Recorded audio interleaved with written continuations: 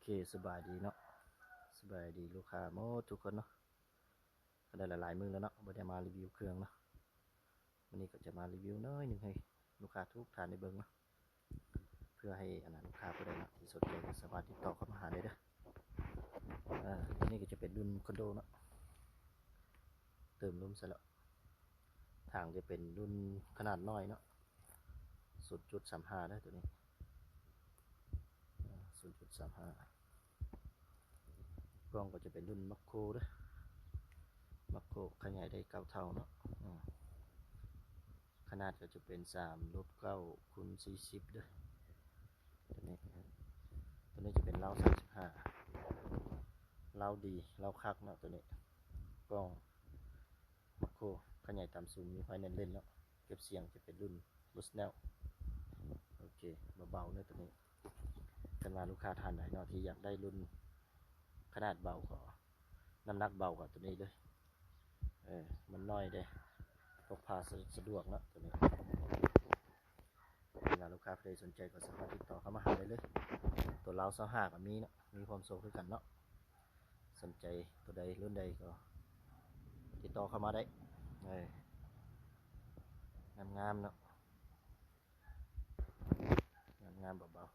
ๆแล้วก็ตัวนี้จะเป็นรุ่นเคโซใส่เบาปั๊บนอกเนาะทางอลูขนาดจะเป็น 0.45 เนาะตัวนี้กล้องมัคโครคือกันขนาดเดียวขยายตามซูมมีไฟเล่นเนาะตัวนี้จะเป็นปี25เด้อเคโซนี่นะจะเป็นปี25เรายาว50เนาะยาว50เซน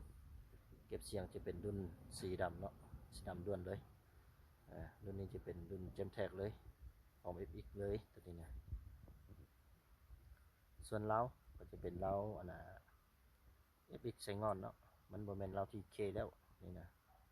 มันกับโมเมนต์เรา FM8 แล้วมันเป็นเรา FX ใส่งอนเนาะเราดีเด้อตัวนี้หาประกันเลยยาว50เซนเนาะตัวนี้8เกลียวเด้อตัวนี้8เกลียวนี่ถือว่าถึกระยะไกลเนาะเพราะว่าลูกมันบ่ค่อยหมุนไวเนาะมันยิงระยะไกลมันถึกมีความแม่นยำสูงกว่าเนาะมันจะมีโลโก้เรามันจะมีQR เลย QR ให้เฮาสแกนเลยมีโลโก้ของมันเลยเดี๋ยวขึ้นรูปให้เบิ่งเด้อเราดีเนาะตัวนี้รับประกันเลยโอเคมาลูกค้าผู้ใดเนาะที่สนใจก็สามารถติดต่อเข้ามาหาได้เด้อ